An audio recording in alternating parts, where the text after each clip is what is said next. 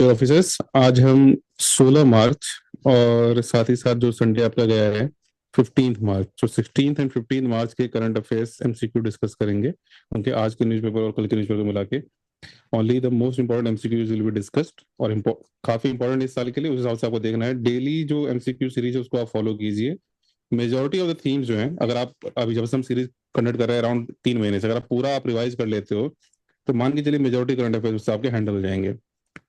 Then first question for the day with reference to the concept of party whip, क्योंकि regularly election चलते रहे हैं और अभी और मेजर इलेक्शंस हैं, तो इस तरह की चीजें इंपॉर्टेंट रहती हैं पॉलिटी में। इनफैक्ट ये करंट वाली चीजें इंपॉर्टेंट रहती हैं। तो पार्टी व्हिप को लेकर क्वेश्चन है कि a whip is directive issued by a political party to its legislators to ensure attendance and voting according to the party line, कि भाई इस तरह से आपको वोट करना है। ये व्हिप एक तरह से डायरेक्टिव है। Then second, violation of party whip may attract disqualification under the 10th schedule of the constitution. कह रहे may attract disqualification under 10th schedule. In third option, the Constitution of India explicitly defines the term whip. Okay, so pause the video and mark the answer. तो कैसे आप Fairlie easy question है यहाँ पे, specially to the fact जो third one है ये आपको पता होना चाहिए कि एक्सप्लिसिटली डिफाइंड नहीं है कहीं भी। इनफैक्ट हमने अपने टेलीग्राम चैनल पे शेयर भी किया हुआ है पहले कि कौन कौन सी चीजें डिफाइंड नहीं है। आप चेक कर सकते हो टेलीग्राम चैनल पे जाके, सीएससी नाउ पे, या फिर सोशोलॉजी करंट अफेयर्स चैनल जो हमारा है वहां जाके आप चेक कर सकते हो।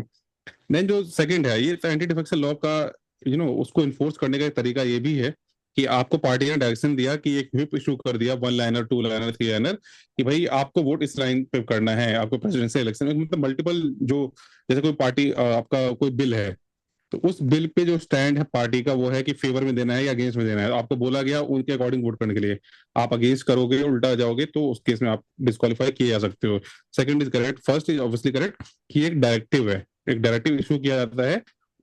ठीक है, so the correct answer is a. अब इसमें आपको ध्यान रखना कि कॉन्स्टिट्यूशन में मेंशन नहीं है, कॉन्स्टिट्यूशन में डिफाइंड नहीं है। पार्लियामेंट्री कन्वेंशन है, recognise through anti defection provisions. जो एंटी डिफेक्शन लॉ लाया गया 52nd अमेंडमेंट के थ्रू, उसके थ्रू ये रिकॉग्नाइज किया जाता है। Now, coming to question number two, the concept of living will in Indian constitutional jurisprudence refers to, वो चार स्टेटमेंट है आपके पास। A mandatory document required before hospital admission. Second, a will that distributes property after death. Third, a government directive regarding healthcare allocation. And fourth, a legal declaration specifying a person's wishes regarding medical treatment in case they become incapable of making decision. So please pause and mark your answer. ठीक है। तो living will जो है आपका D option, legal declaration होता है, वो specify करता है पर्सन का विश जब वो इस कंडीशन में ही नहीं होता है with respect to decision making. ठीक है।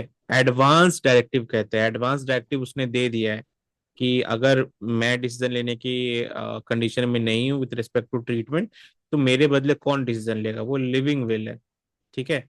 एंड कॉन्सेप्ट जो है सुप्रीम कोर्ट ऑफ इंडिया ने common cause versus union of India 2018 case में रिकॉग्नाइज किया था। कॉमन कॉज केस 2018 में रिकॉग्नाइज किया था लिविंग विल को। ठीक है। कोर्ट ने क्या कहा था, right to die with dignity जो है आर्टिकल 21 का इंटीग्रल पार्ट है। Right to die with dignity is an integral part of article 21। ठीक है। एंड इसमें क्या होता है, लिविंग विल में पर्सन जो है रिफ्यूज कर सकते हैं लाइफ सस्टेनिंग ट्रीटमेंट अगर they have given advance directive. ठीक है। एंड करंट जो करेक्ट आंसर डी है। और रिसेंटली एक केस हुआ था जिसमें एक पेशेंट का इथनेशिया से रिलेटेड केस था। आप नाम बताएंगे उस केस का कमेंट में। Third question, with reference to restrictions on high resolution satellite imagery on digital mapping platforms, consider the following statement। जैसे आपको गूगल मैप्स वगैरह के बारे में पता है, तो ऑप्शंस क्या क्या है। International law completely prohibits countries from limiting satellite imagery with in their territories. कह रहा है इंटरनेशनल लॉ क्या कहता है, प्रोहिबिट करता है कि कंट्रीज रोक नहीं सकते हैं सैटेलाइट इमेजरी को।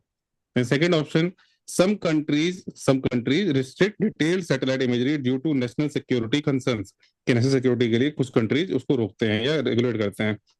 Then such restrictions are mainly aimed at preventing the targeting of critical infra। जैसे critical infra आपका मान लो डिफेंस वगैरह होगा, उसको बचाने के लिए वो रेगुलेट करते हैं इसको या कटेल करते हैं। So pause the video and mark the answer। जो the right answer for this is कि आपका थर्ड ऑप्शन सही है कि हाँ, आप पर क्रिटिकल इंफ्रा, मान लो कि गूगल मैप पे हर जगह हमारा जो न्यूक्लियर इंफ्रा है, हमारे जो मिलिट्री इंस्टॉलमेंट्स है, हर चीज हमने मैप करवा रखी है। तो इसकी ऑब्वियसली जब कोई हमारे यहाँ नेशनल क्राइसिस होगी, जब वॉर होगा, तो उस पर सीधा अटैक किया जा सकता है, पिन पॉइंट अटैक किया जा सकता है। तो इसलिए उसको हम रिस्ट्रिक्ट कर सकते हैं कि हर चीज आप मैप पे नहीं डाल सकते हो, या मैपिंग उतना एक्यूरेट वाली चीज वहां पे नहीं हो सकती। तो third is correct. Second also correct. अब क्या कह रहे हैं, सम कंट्रीज, कुछ कंट्री रिस्ट्रिक्ट करती हैं, तो ऑब्वियसली कुछ कंट्री रिस्ट्रिक्ट कर सकती हैं कि आप हमारे यहाँ जो नेशनल सिक्योरिटी वाली चीज है वो फोरमोस्ट है। तो पहला ऑप्शन वो एक्सट्रीम स्टेटमेंट। आप देखो कि कह रहे हैं इंटरनेशनल लॉ। अब कोई इंटरनेशनल हमें बताएगा कि हमारे देश में जो है हम मैपिंग करने करने दे, प्राइवेट कंपनी आ रही है कि कर सकते हैं? ऐसा नहीं होता है, ये एक्सट्रीम स्टेटमेंट है। इंटरनेशनल लॉ नेशनल लॉ को ऊपर सुपरसीड नहीं कर देगा आगे कि वो बोल देगा कि नहीं, आपको मैपिंग देनी ही पड़ेगी। So that is extreme statement, it will be, it should be incorrect. तो आपका जो राइट स्टेटमेंट है वो 2 और 3 है। ओके, तो इन इंडिया जो है mapping activities are governed by geospatial information regulation framework and the national geospatial policy, जो 2022 में आई थी। ठीक है, अब डिटेल इमेजरी वगैरह मैंने बताई दी आपको कि आपकी मिलिट्री इंस्टॉलमेंट वगैरह को दे सकता है, तो वो रिस्की चीज है। ओके, बेनिफिट वगैरह आपको मैपिंग के पता ही है, जो नेविगेशन वगैरह चीजें फायदा होता है। Now, coming to question number 4, consider the following statement regarding the nivation in glacier environment. So, those statement है nivation refers to erosion beneath or around a snowbank caused by repeated freezing and thawing. Second, nivation processes can create depressions known as nivation hollows. So, please pause and mark your answer. ठीक है, तो देखो जो निवेशन है वो होता क्या है, it is a geomorphological process involving erosion and weathering beneath और around a persistent snow patch. कोई परसिस्टेंट स्नो पैच है उसके नीचे या उसके आसपास वेदरिंग जो होती है वो निवेशन होता है।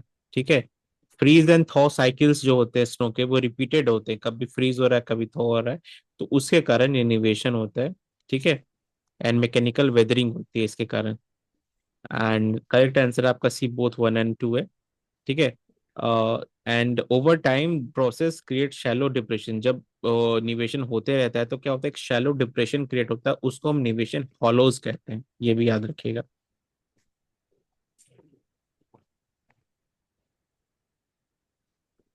फिर question with reference to Kharg island, important है, न्यूज में है, काफी फ्रंट पेज न्यूज था आपका ये। इस पे बॉम्बिंग हुई है। Consider the following statement. Kharg island host Iran primary oil export terminal. जो मेन उसका टर्मिनल है ऑयल एक्सपोर्ट के लिए, वो खर्ग आइलैंड में है। Second is, it is located in the Persian Gulf of the coast of Iran. कह रहा है पर्सियन गल्फ में है। Then third one is, it serves as the headquarters of OPEC, organisation of petroleum exporting countries. OPEC का जो है ये यहाँ पे हेडक्वार्टर है। So pause the video and mark the answer.